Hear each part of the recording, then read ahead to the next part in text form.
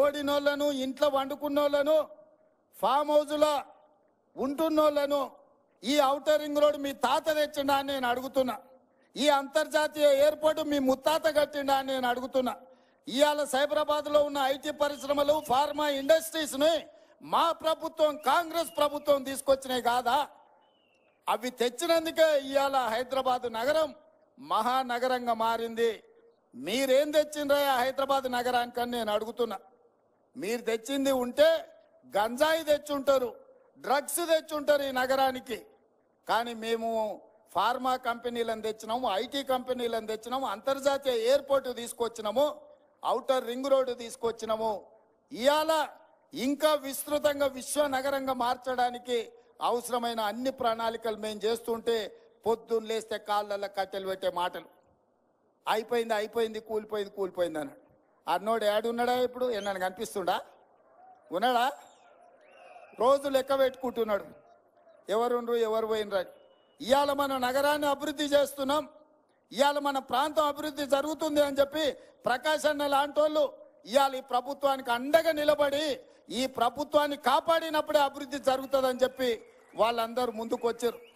ఎగ్గ మల్లేశం దగ్గర ఎన్ని పైసలున్నాయో మీకు తెలుసు, నేను చెప్పాల్సిన పని లేదు. అవునా? రిజర్వ్ బ్యాంకులో ఏమైనా తక్కువ కడితే కూడా అప్పించడానికి నగదు ఉంది. ఇవాళ వాళ్ళందరూ మనకు ఎందుకు మద్దతు పలుకుతారు అంటే, అరే తెచ్చుకున్న తెలంగాణ మనం బాగు చేసుకోవాలనా సార్, ఏదో కష్టపడుతాడు, మేము కూడా మా శాతనైన కాడికి సాయం చేస్తే బలపడతాడు, బలపడితే తెలంగాణ అభివృద్ధి అవుతుందన్న ఆలోచనతో వాళ్ళందరూ ముందుకు వచ్చారు. ఏముందే నా దగ్గర ఇయనీకే? ఏముంది చెప్పురు? నా అంగి అమ్మితే ఏం రాదు, లాగమ్మితే కూడా ఏం రాదు. ఏమిస్తాను నేను వాళ్ళకు? ప్రకాశ్ అన్నకో ఎగ్గ మల్లేశంకో ఏమి ఇవ్వగలిగినాము?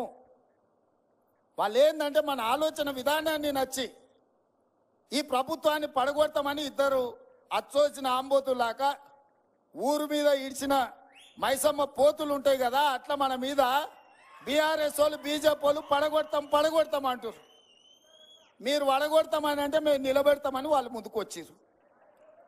ఇవాళ ఓ పక్కన బీఆర్ఎస్ వాడు, ఒక పక్కన బీజేపీ వాడు ఏడుంటుందా? 3 నెలలు కూడా ఉండదని ఒకడంటాడు, 6 నెలల్లో పోతుందని ఇంకోడు అంటాడు. వీళ్ళేమన్నారు? 3 నెలలు 6 నెలలు కాదు, 10 ఏళ్ళు ఈ ప్రభుత్వం ఉంటుంది. 2004 నుంచి 2014 వరకు ఎట్లయితే జనరంజకమైన పాలన నాడు కాంగ్రెస్ పార్టీ అందించిందో, ఈ దేశానికి బలమైన నాయకత్వాన్ని అందించిన మన్మోహన్ సింగ్ మేధావి ఈ దేశాన్ని అభివృద్ధి పదం వైపు నడిపించిండో, అట్లా మళ్ళా కనీసం 10 ఏళ్ళు మళ్ళీ రాష్ట్రాన్ని అభివృద్ధి చేయడానికి ఉంటారు అని చెప్పి వాళ్ళందరూ అండగా నిలబడ్డారు. అందుకే మిత్రులారా, ఆనాడు పిసిసి అధ్యక్షుడిగా కానీ, అంతకంటే ముందు కార్యనిర్వాహక అధ్యక్షుడిగా కానీ, అంతకంటే ముందు ఎంపీగా కానీ, ఎమ్మెల్యేగా కానీ, ఎమ్మెల్సీగా కానీ, జెడ్పీటీసీగా కానీ దాదాపుగా ఈ 16-17 ఏళ్లలో నాకు పరిచయం ఉన్న వాళ్ళందరూ నేను కలుస్తూనే ఉన్నా. జెడ్పీటీసీ నుంచి మొదలు పెడితే ఇవాళ ముఖ్యమంత్రులకు ఎప్పుడైనా మారినట్టుగా అనిపించిన నేను ఎవరిని కలిసినా అదే పేరుతో వల్కరిస్తున్నా కదా, మీలో ఒక్కడిగానే ఉంటున్నా కదా. ముఖ్యమంత్రి అయినా నాకేమైనా కొమ్ములు వచ్చినాయని నేను ఎప్పుడన్నా అట్లా ప్రదర్శించినా? రోజు పొద్దుగాల ఇంటికి వచ్చిన వాళ్ళతో మాట్లాడుతూనే ఉన్నా, కలుస్తూనే ఉన్నా కదా. చెప్పింది ఒకసారి కొన్ని అయితే కొన్ని కావు. ఇక నిన్నమన్నా అది చేయలే, ఇది అలా 10 ఏళ్ళు చేయనోడు, ఉన్నదంతా అమ్ముకొని తుడిచిపెట్టుకపోయినోడు 7 లక్షల కోట్ల రూపాయల అప్పు తెచ్చి నెత్తి మీద పెట్టి దివాలా తీపించండి సంసారం. ఏం చేద్దామన్నా అప్పులు వెళ్తున్నాయి. ఏ గూట్ల చేయి పెట్టినా అప్పుల సిట్టి కాగితమే బయటికి వెళ్తుంది. పొద్దున్న లేతే పకిరోడు మన ఇంటికానే ఉంటుండు, పటాన్ మన ఇంటికానే ఉంటుండు. నువ్వు బాకీ ఉన్నావు, అప్పు కడతావా లేదా అని. ఆ ఎల్లా సంవత్సరానికి 6,500 కోట్ల రూపాయలు అప్పు కట్టేది ఉండే. ఇవాళ ఈ మొనగాడు చేసిన పనికి నెల 1వ తారీఖు నాడు, ప్రతి నెల 1వ తారీఖు నాడు 7,000 కోట్ల రూపాయలు మిత్తి కడుతున్నాం నేను, మా బట్టి విక్రమార్క.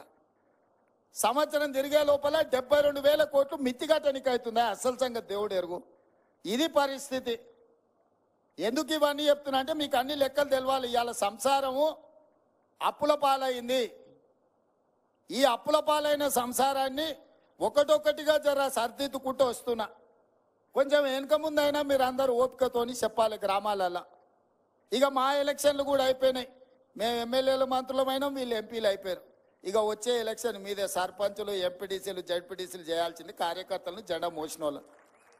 వీళ్ళు ఎవరైనా వాళ్ళ ఎలక్షన్ తిరిగిన దానికంటే తక్కువ తిరిగితే మీ ఎలక్షన్లకు నాకు చెప్పు, వాళ్ళ ఉద్యోగం ఊడుతుందని చెప్తున్నాను. కిరణ్ రెడ్డి అయినా రంగారెడ్డి అన్న అయినా ఎవరైనా సర్పంచులను ఎంపీటీసీలను గెలిపించుకుంటేనే మనం ఉంటాం. చెట్టుకు ఏర్లు ఉంటేనే చెట్టు ఉంటుంది. ఏర్లు కొట్టేసి నాకు చెట్టు ఉంటుందా? అందుకే ఇవాళ మీకు అందరికీ మనం అందరం కలిసిమెలిసి ప్రభుత్వాన్ని తెచ్చుకుందాం. 10 ఏళ్ళు కష్టపడి కాపాడుకుందాం. మన ప్రాంతాన్ని అభివృద్ధి చేసుకుందాం.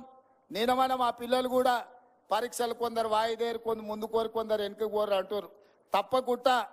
తప్పకుండా పరీక్షలకు సంబంధించి కూడా మా పొన్నం ప్రభాకర్ గారికి చెప్తున్నా, పిల్లలు రోడ్డు ఎక్కే బదులు మన ప్రభుత్వం వినడానికి సిద్ధంగా ఉంది. ఏందని ఉంటే పోయి మంత్రులను కలువురు, మీ సాధక బాధకాలు ఉంటే ఇను చెప్పురి. తప్పకుండా ఇని మీ సమస్యల్ని పరిష్కరించే బాధ్యత మాది. ఆడ మా అక్కలు మా చెల్లెళ్ళేందో మా పెద్దక్కలు అందరూ కూడా నిలబడేదో చెప్తారు. మా మల్రెడ్డి రంగారెడ్డి గారు మా కిరణ్ కుమార్ రెడ్డి ఇద్దరు పోయి వాళ్ళతో మాట్లాడి వాళ్ళు ఏం కాగితం తీసుకొస్తారో వాళ్ళ సమస్య ఏదన్నా ఉన్నా మనం పరిష్కరిద్దాం. అక్కలందరే పోలీసులు ఏమనకురా, వాళ్ళు ఎవరు మనోళ్ళే కదా, ఇంత దూరం వచ్చి ఇన్ని గంటలు కూర్చుంటే వాళ్ళు మనోళ్ళే కదా. మాట్లాడితే తల్లి మీ దగ్గరికి ఎమ్మెల్యేని ఎంపీని పంపిస్తా, మీరు ఏం చెప్తారో ఇని నేను చేస్తా. ఉండరు తల్లి ఉండరు. వాళ్ళు పాపం వాళ్ళు పోయిన ప్రభుత్వం లాగా అనుకుంటారు, ఎవరు లేతే వాళ్ళని పోలీసులతో కొట్టిస్తారు అనుకుంటారు. అట్లేం లేదు. మీరు అందరు మనోళ్ళు. మీ దగ్గరికి ఎమ్మెల్యేని ఎంపీని పంపిస్తా, పోలీసులను పంపియా. మన ఎమ్మెల్యే మల్రెడ్డి రంగారెడ్డి గారు, మన ఎంపీ చామల కిరణ్ రెడ్డి మీ దగ్గరకు వస్తాడు. మీరు ఏం చెప్తారో వింటారు. మిమ్మల్ని ఏం పోలీసులతో మీకు ఏం పని లేదు, మాకు కూడా ఏం పని లేదు. వాళ్ళ డ్యూటీ వాళ్ళని చేయని. అందుకే మిత్రులారా, ఆలస్యం అయింది. మరొక్కసారి ఈ కార్యక్రమాన్ని ఏర్పాటు చేసిన అందరికీ మనస్ఫూర్తిగా అభినందనలు తెలియజేస్తూ మీ అందరి దగ్గర సెలవు తీసుకుంటాను.